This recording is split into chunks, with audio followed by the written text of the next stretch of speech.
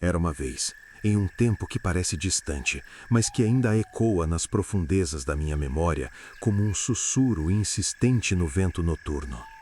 Uma história que se entrelaça com as sombras do passado da minha família. Eu era apenas uma criança, com talvez uns 4 ou 5 anos, inocente o suficiente para não compreender o peso do mundo, mas sensível o bastante para sentir o ar gelado do medo se infiltrando em cada canto da nossa vida. Meu nome é Luciano, e essa narrativa é a minha, gravada em cada fibra do meu ser como uma cicatriz que o tempo não apaga. Vamos mergulhar nela devagar, camada por camada, para que você sinta o isolamento opressivo, o silêncio ensurdecedor e o terror que crescia como raízes profundas no solo úmido de Santa Catarina.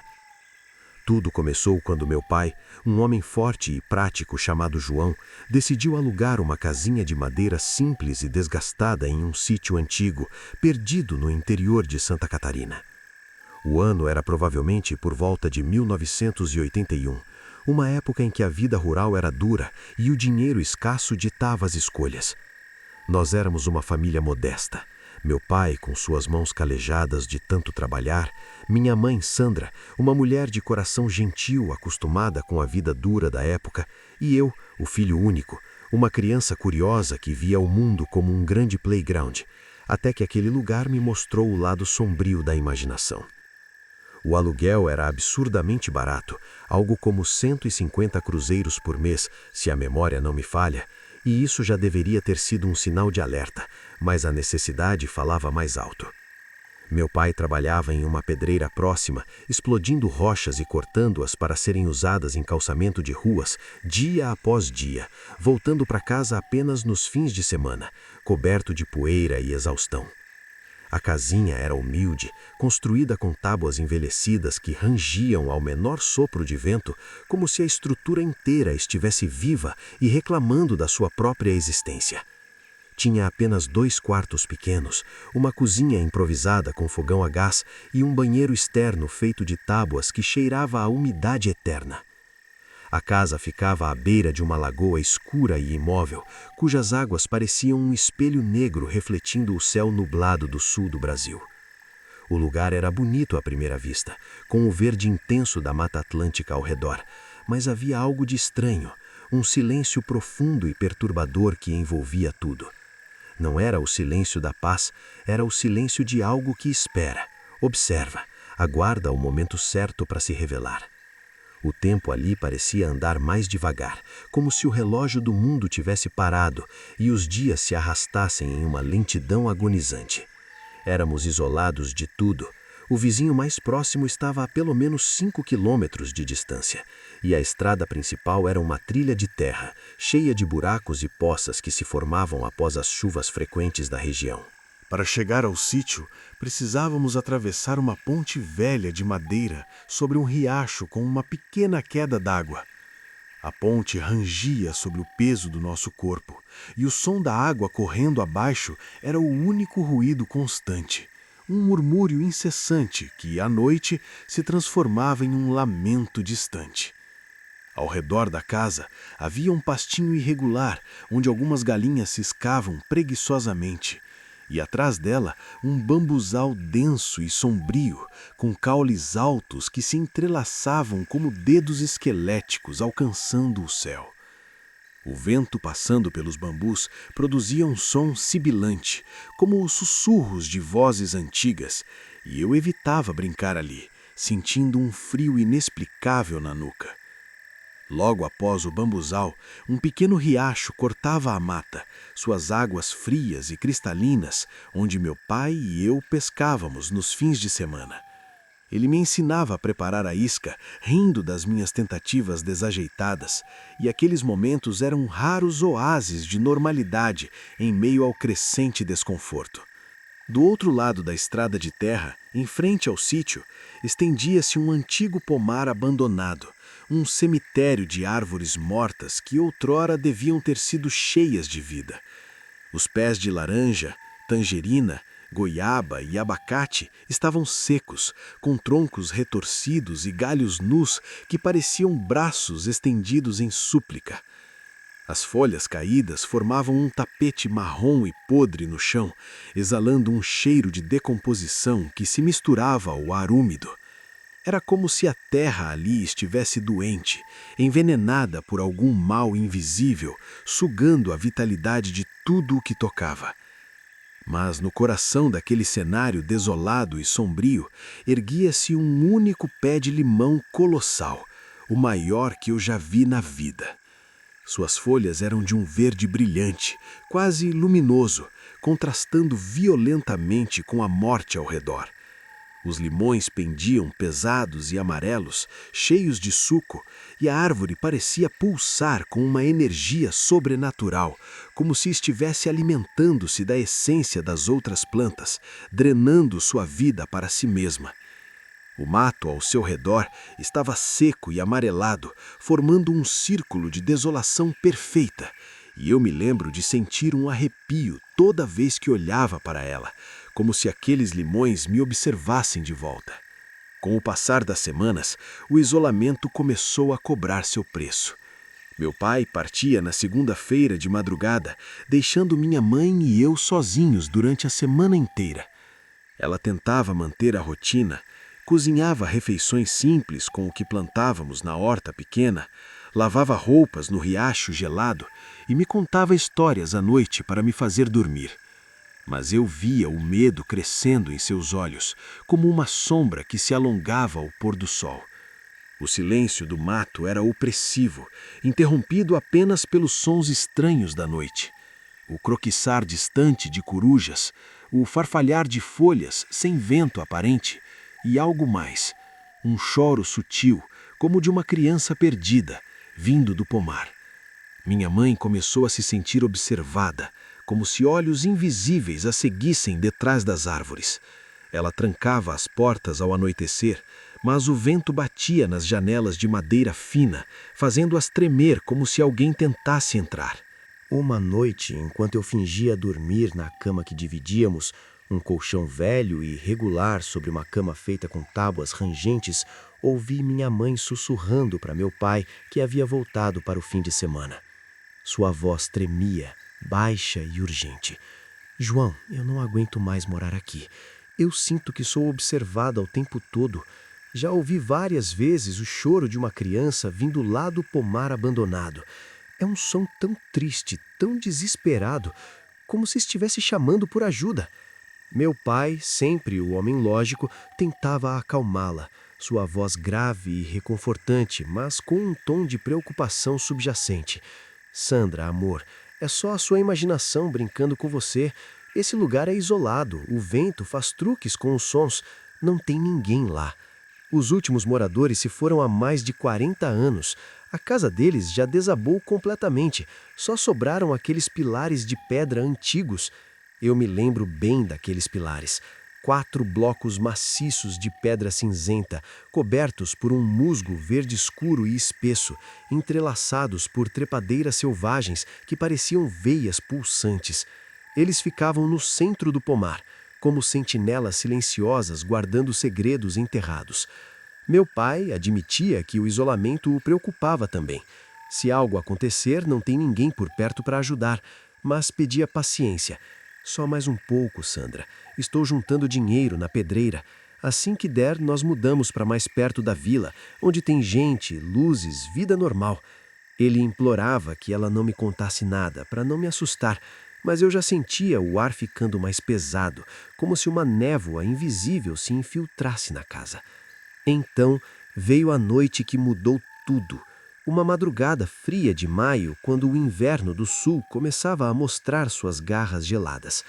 O ar estava cortante, com um sereno úmido que penetrava as frestas da casa, deixando tudo pegajoso e frio. Minha mãe acordou de repente, o coração disparado, e percebeu que eu não estava mais ao seu lado na cama.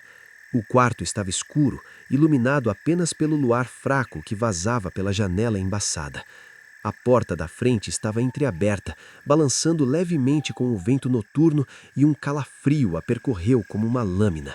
Ela correu para fora, descalça no chão de terra fria, o roupão fino tremendo contra o corpo, chamando meu nome em um sussurro aterrorizado. Luciano, Luciano, onde você está? E lá estava eu, caminhando devagar em direção à lagoa, meus pés pequenos afundando na grama úmida, os olhos vidrados como se estivesse em transe, sonâmbulo no escuro absoluto. A lagoa parecia um abismo negro à frente, suas águas paradas refletindo as estrelas como olhos piscando.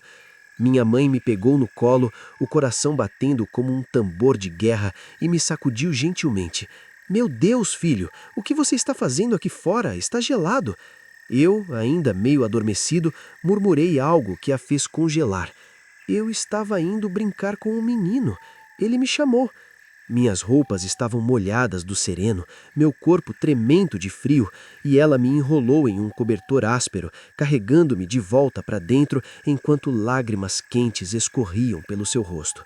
Naquela noite ela não dormiu mais, sentada na cama, velando meu sono, com os ouvidos atentos a qualquer som do lado de fora. Depois daquele incidente, o terror se instalou de vez.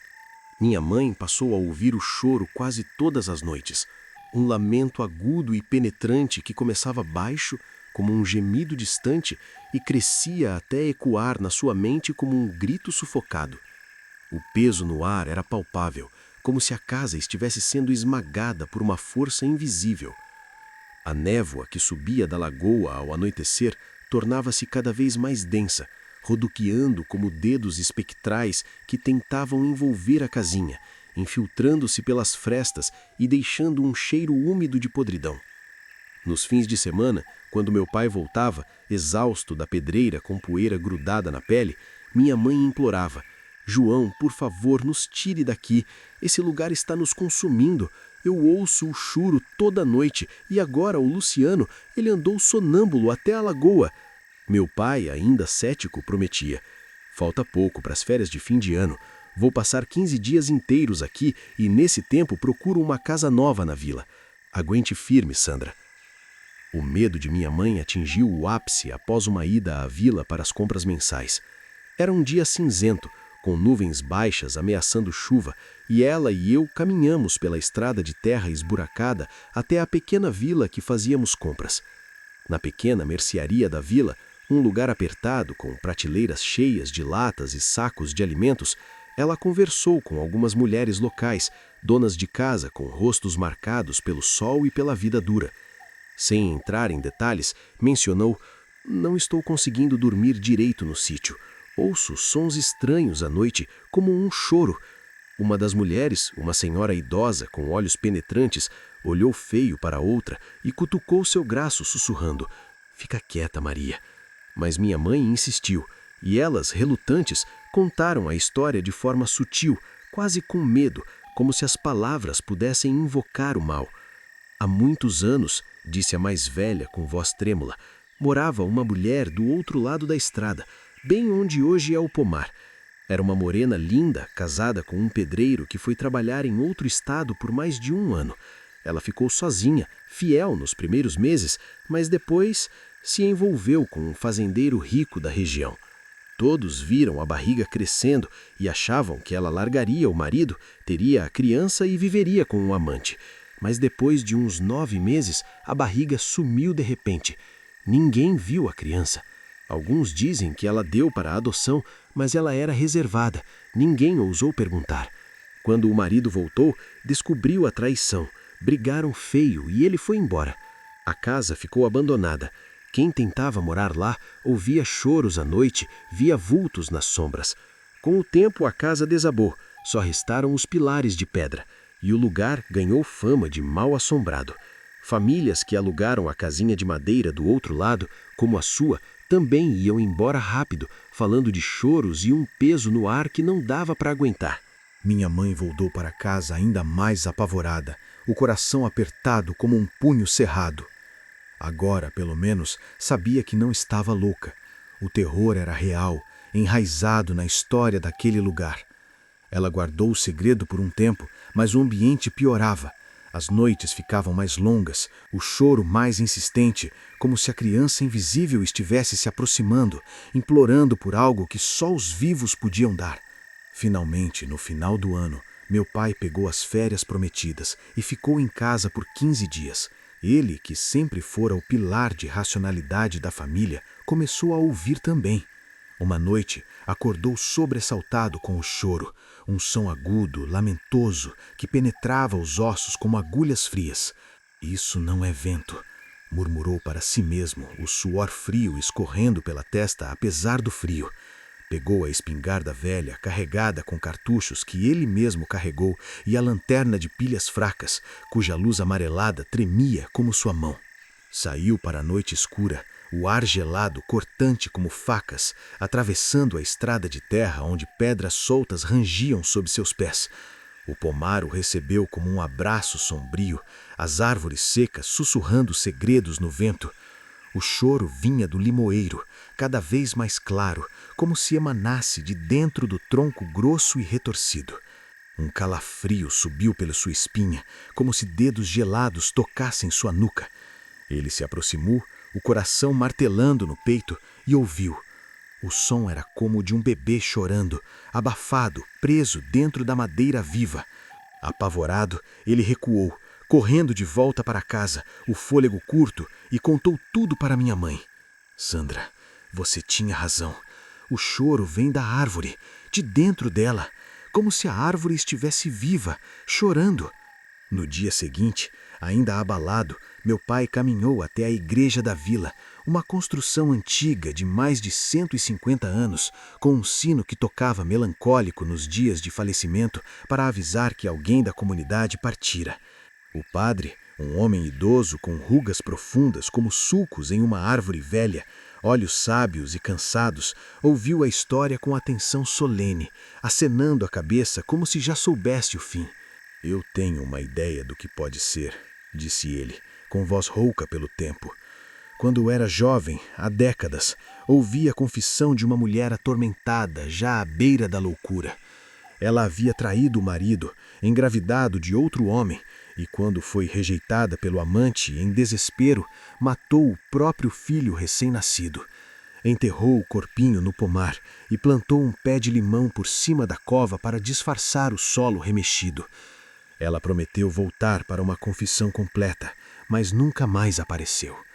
Guardei o segredo por causa do sigilo da confissão, e até agora não sabia onde isso havia acontecido e se era verdade ou fruto de uma mente atormentada. Meu pai levou o padre até o sítio. Juntos, com machados enferrujados e pás calejadas, derrubaram o limoeiro colossal. O tronco resistia, como se lutasse pela vida, e ao cair, revelou raízes grossas entrelaçadas no solo escuro.